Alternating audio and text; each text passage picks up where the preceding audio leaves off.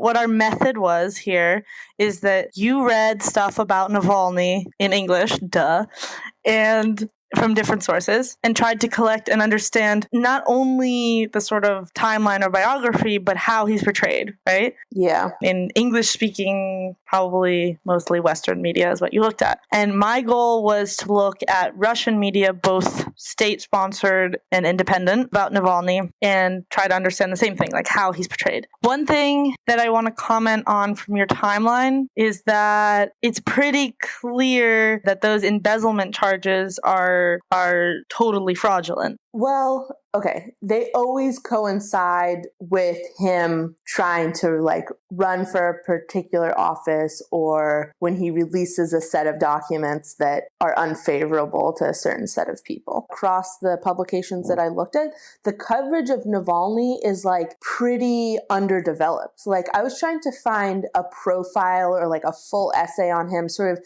describing his role in like Russian politics and culture, and like having some sort of nuanced opinion on who he is and like what his role is. And I wasn't really able to find that. For the most part, the articles I read were either sort of sparser timeline of the one I just said, or worse, like very short articles about specific events that had happened. So for example, he was recently, I forget there's a word for it. What's that antiseptic called? That green? Zelyonka, I think. Zelyonka, yeah. Basically, opponents to Navalny will throw this green stained antiseptic at him, and it basically like stains your face, and he had it all over his hands and stuff. So like those are what the articles will be about. It'll be like, oh, Navalny, the opposition leader, was stained with this antiseptic, or like Navalny is claiming that this antiseptic had some sort of poison in it that damaged his eye, and he's going to need to go like to a doctor in a different European country to be treated, those sorts of things. And there was nothing that was like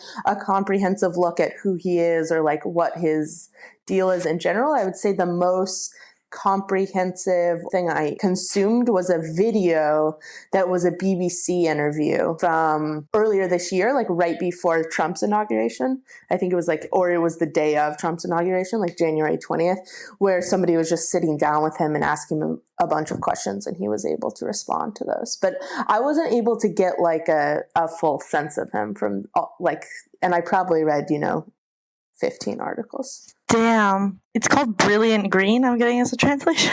Is that right? Oh, Brilliant Green. Yeah, that might be it, or there was another word. But we should definitely put a link to the picture, because it's like pretty absurd looking. Like he has this picture of himself, and his entire face is like this really intense teal aquamarine color, and his hands are covered and stuff too. And it is supposed to be non-toxic. It's just an antiseptic. But apparently the most recent attack he's claiming had some sort of poison thing in it. Well, his eye was burned, and like he came on his TV channel that he has. Okay. YouTube channel with an eye patch, like a pirate. Yeah.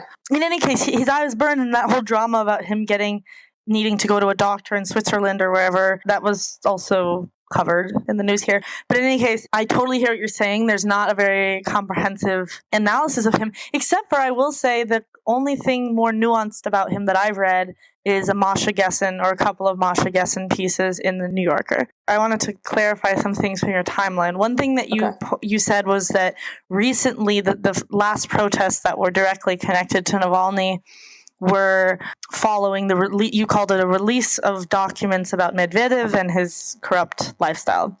Just one important thing to note, Navalny runs, like the thing he's quite famous for now is that he runs a organization that's, I don't know, crowdfunded apparently, very volunteer heavy, called the Fund of, hold on, this is going to be another great translation by Lily. The Fund of the Battle with Corruption, or like the Battle with Corruption Fund. That's maybe a better way to say it. The Struggle, maybe Struggle is a better, Struggle with Corruption Fund.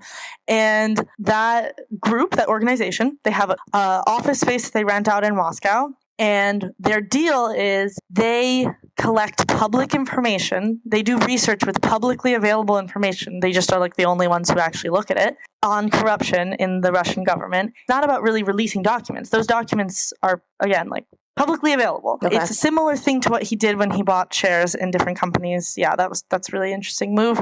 And good that you pointed that out because it's a similar tactic. He takes public information. He has a team of researchers, and what they've done a couple of times is release these documentary films that profile a certain member of the Russian government and profile their corruption. I know of 2 of these movies, and I watched the last one. The last one that came out was about Medvedev. It's called On vam ne Dimon. It's translated as "He is not Dimon to you." I kept seeing that, and I don't know what Dimon means. It's the nickname of Dmitry Medvedev. It's like, okay, so like he's saying like he's not a friend to you. He's not. Yeah, you can't use his nickname. He's not good to you. Yeah, okay. And I think it's actually a quote from some TV personality. But in any case, currently, looking at the YouTube channel, so Alexei Navalny has his own YouTube channel. That's where he came on with his little pirate eye thing recently. 20,700,000 views. It is a 50-minute movie. I watched it. It's, I see now what they're called in English, the Anti-Corruption Foundation. What did I call them? The Struggle with Corruption Fund. The battle against corruption. Also, I said fund. I think that's better. The Battle Against Corruption Fund. Sorry, I meant foundation. It's confusing. It's fond. I thought it was one of those like words that's secretly English. They just put it in Russian letters. A lot of views, right? And it's done really well. It's like pretty well produced, makes it pleasant to watch. He's interviewed in parts of it. There's lots of nice, like, what do you call that sort of animation drawing? There's a live person on camera, and then there's like little arrows that like swoop around. Like it's well done, basically. It's well produced. Wait, can you describe the mood of it? Is it like ominous music playing and those sorts of things, or is it very just like direct? No, it's super direct and frank. The content is amazingly obscene, basically, which is the extent of Medvedev's wealth. And this is something he points out, is that this is not specific to Medvedev. Like Putin is also has a similar crazy kingdom, secretive one. There's like a satisfying detective aspect of this type of movie, because what he does is he's basically like, okay, so we're going to show you, like how corrupt Medvedev is, right? And he starts by sort of introducing different figures in this crazy circle of corruption and wealth,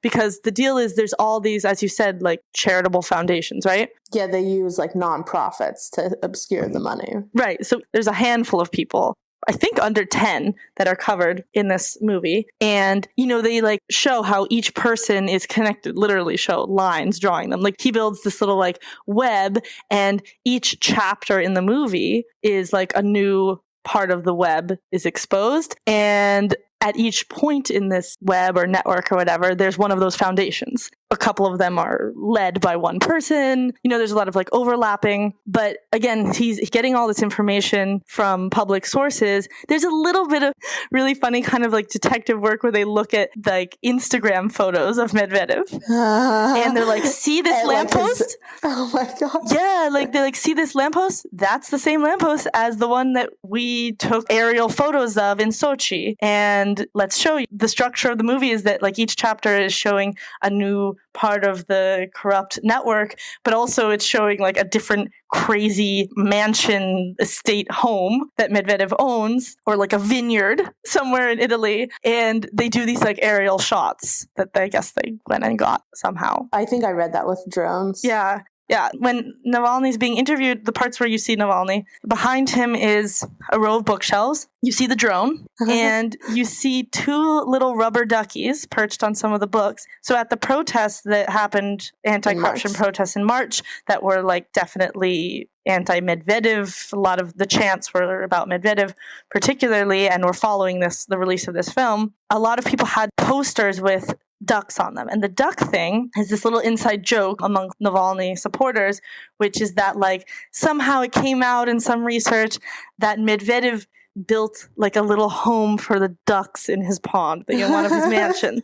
And so it's sort of just like a symbol of the excess, the like decadence of his life, that even his ducks have a home. So the rubber duckies behind him are definitely not accidental.